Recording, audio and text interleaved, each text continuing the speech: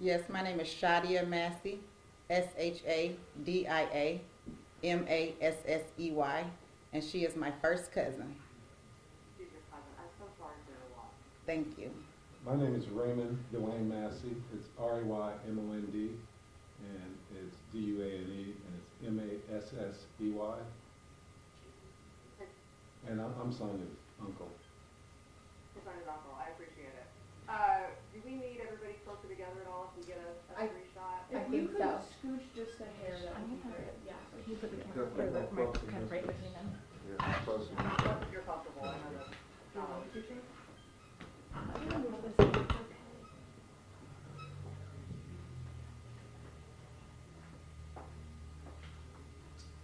Okay.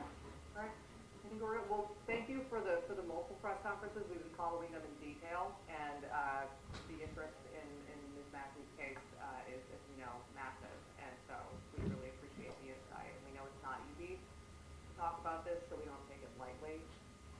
Can I just first ask, just as her family, you know, obviously we all saw the video earlier this week, and we were all horrified by the video earlier this week. Seeing the autopsy results and kind of what they appear to show about how this went, just looking at that report, how do those results hit you? How does that information hit you? Well, it hits us very hard. The way that Sonya was shot and taken from us is disgusting, and it hurts us very bad.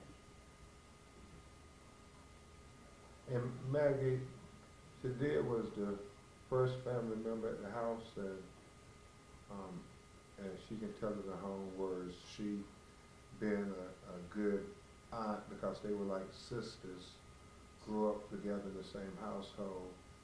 She was trying to clean up the blood in the house so that Malachi, her son, and some of her daughter could come in the house and get their clothes without having to see their mother blood all over the kitchen floor. So why don't you say that in your own words? Okay, so my niece and my nephew, they wanted to go to the house because they needed some belongings out of there, and no one wanted to go to that house to clean up that mess. But they needed to get in there, so I would do anything for them. And so I decided to go out there and clean up the crime scene. And walking into that house, I just felt her. I felt her. I felt like I knew what happened to her immediately. When I get to the kitchen and I see her blood laying on that floor, it broke me down. But my main focus was to not let my niece and nephew see what happened to their mother on that floor.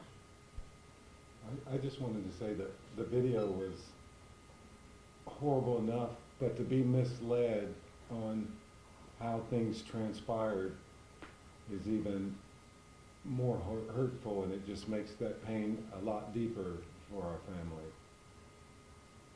I so appreciate it, sir. If we could try to keep, I think, the camera stagnant on the two family members, is that okay? Yeah, we fixed it on Yeah, our I think, I so appreciate it. I know it's not easy, guys, so we'll keep that camera up as is, if that's okay, but I think we're gonna try to use some questions and answers. Could I ask you just both again, I'm sorry to belabor this point, but when you saw the autopsy result appearing to show that she was shot at a downward trajectory, what did that do to you emotionally? Well, for me, and everyone's seen the video, she was stooping. It's a downward trajectory because of her telling him she was sorry and ducking. And She was just trying to get out the way. I can almost see, like she was trying to get out the way. and you've seen that, like she said, she was ducking, and it makes our whole family feel horrible. Yeah, and that coupled with the fact that he took 2 to 3 steps over in the video where he could have a direct shot at her.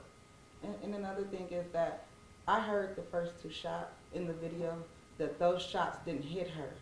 It's like he reached around to purposely hit her. And that's the hurtful part. I feel like if he if he felt he made a mistake, that third shot wouldn't have went off, the one that took her eye. There was no humanity, I mean, there was terrible things that was said even after the fact, as she's laying there on the floor. That's hurtful, very hurtful, and I don't know. The way that she was shot in the autopsy report, we kind of already knew what the autopsy was going to say. We kind of already felt, from watching the video from the beginning, without the blurs, without everything, we kind of knew. We didn't know where the shots went in and came out, but after watching that video the first time, we kind of knew what the autopsy would come out to be. Sonya was a very, very peaceful, loving person. And not even that situation, but she wouldn't aggressively, call people names, or she was always just beautiful, loving, caring. I love you, I love you, I love you. That's kind of a Massey thing. We love everybody. So they probably heard me all over the world telling me, I thank y'all, I love y'all so much. Sonya's last words to the person that killed her was, I love you. That was us. We still loved very hard. And I'm sure Sonya still felt the same way. Can I ask you, and this is obvious, but if I could just get you to kind of sort of drill down on this point, you're not just shining a spotlight at the video, you're not just shining a spotlight at the autopsy report, you're shining a spotlight at Grayson's past. I would say not only that, I mean, we need answers we need all the answers. We're not just looking for some answers, we need all the answers. What stands out to you most from what you've learned about his past? Well, I would say for me, it's what stands out the most is how heinous it was and how disrespectful it was during, and the world's seen the video, so that's what hurts me. And I just feel like he should never have been hired as a sheriff, and that is the most that is standing out for me. That is the biggest part for me. How did he even become to even get to this point? When you look at his record, you mean? Yes, ma'am. When I look at his record, yes, ma'am. There were so many red flags.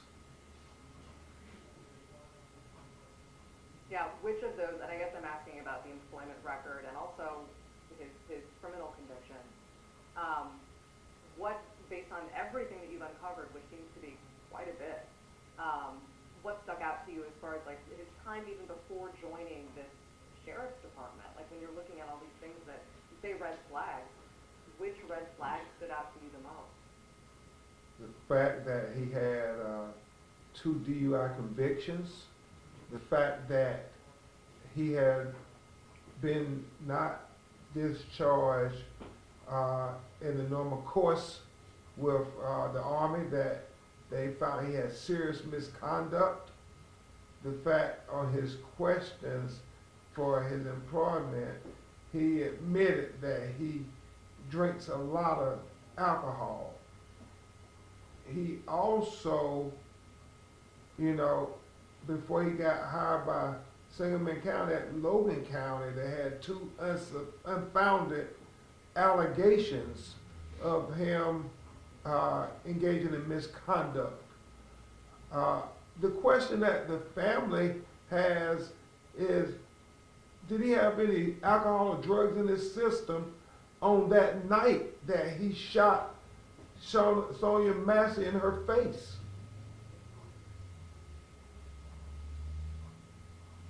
Yeah, can I ask for relatives? Mr. Crum just listed some of the things that have made headlines from the deputy's past. As just people who, you're not in law enforcement yourself, nor am I, like, what did you think when you started uncovering all these details about his employment history and those red flags that you're talking about? How did that hit you?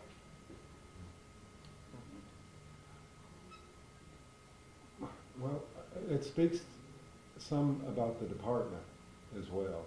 I mean, should he, like Attorney Crump said, should he have been hired? I mean, I'm sorry, I lost my train of thought there. Take your time. Yeah, as you're digesting all of it, how do you make sense of that, I guess? I don't know if that, I don't think we'll ever make sense of this.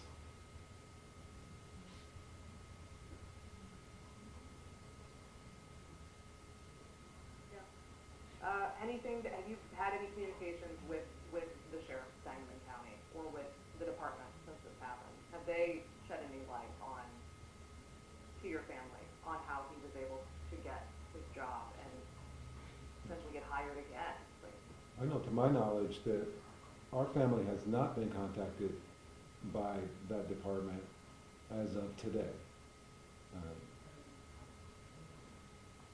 People within the department that maybe I know personally have reached out on their own to send their condolence to me and my family.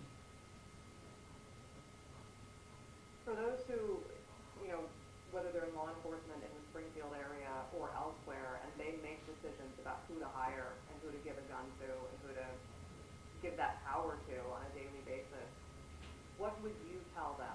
Like, what sort of, I guess, a takeaway from seeing that someone with Grayson's background was able to get the job that he's had? What would you tell those who kind of have that decision-making power? I would just think that they need to do a better background check on everybody. And I feel that the department needs to have different policies and protocols. I mean, else he would not have been hired. I mean, I think everyone agrees to that, but I just feel like there is, there was somewhere, if you're getting hired at 6 different or 4 different police stations or departments in a 6-year period, there was a red flag there. They should have did a deeper investigation or a deeper background check on him there. There's no one's gonna leave a job like that in a year. This is your career. I was gonna say that, I retired out of VMS after 23 years, and I know that when we come up on someone that's troubled, we would call not law enforcement, but it's a CIT, the crisis intervention training. Individual will respond, and there was a lot of things at the initial, when he was speaking of her, there was a lot of red flags that he should have immediately called someone that can deal with individual with mental illness. And I believe most places have some type of training with mental illness that I feel she was failed. And this might sound redundant, but if I could just get you to confirm this. I mean, it's your opinion that he never should have been hired for that job? 2 DUIs, there was a lot of red flags. No, I agree that he should not have been hired. Maggie, is that everything? We gotta. Can I go to just, the- I believe it is. Janelle, do you want to add anything at the end? Hey, Janelle, hi Ben. good job on your article. Thank you so much, and thank you for you all speaking with us. I know how difficult a time it is. I've been the one doing a lot of the reporting, unearthing the things in his background, and I just wanted to know, specific to Sonya's killing, do you believe that race played a factor, that had Sonya been maybe a white woman, he may have shown her a little more, or any consideration and treated her any differently than how he did? Yes, we do. 100%. Ben, I know you had more to say on that. Did you want to weigh in on that at all when you spoke, you said more? Yeah, I was letting them win. Obviously, I think if she was a white woman, she'd still be alive today.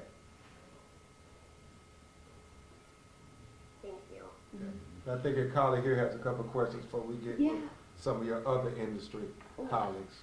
I just wanted to ask you guys, what does justice look like for Sonya in this overall? What does justice look like for you? I'm a complete whole. I think we're gonna get full justice, and I pray that we do. No, I believe that's the whole justice, and, as she said, that if he needs to be prosecuted to the fullest extent of the law, and that'll be some time. And there have been, plenty of rallies, marches in support of Sonya. How has the community shown their support? How has that impacted you all? It has been wonderful. I have not seen this in my life. I never would imagine it, but just the community and the Facebook posts and the calls and the everything that I'm seeing, it is great. It is wonderful, and we appreciate everyone. I can tell you it's obvious that why Sonya's mother, my sister Donna, is not here. But I can tell you that that does give her hope. She really appreciates what the world's doing for her in the comments. And so I think that's going to help us. But we have a long road ahead of us. I know you guys have talked a little bit about what Sonya was like, but can you just tell us what's your favorite, best memory that you guys have together? Her waking up every morning cooking fried red tomatoes. And that is my memory that I'm going to hold with me forever. She made it a point to call me, and keep in touch. And every time she calls, the first thing she says is, "I love you, Uncle." She never called me Uncle Ray. She just called me Uncle. And she only called me to tell me about either the kids or her accomplishments. And she was so proud of herself, with the accomplishments that she's had. So that's what I'm going to miss. I'm going to miss her phone call. I'm going to miss her beautiful face. And All right. Thank you guys so much. We really appreciate your time. Thank you. Thank you so much for sitting down with us.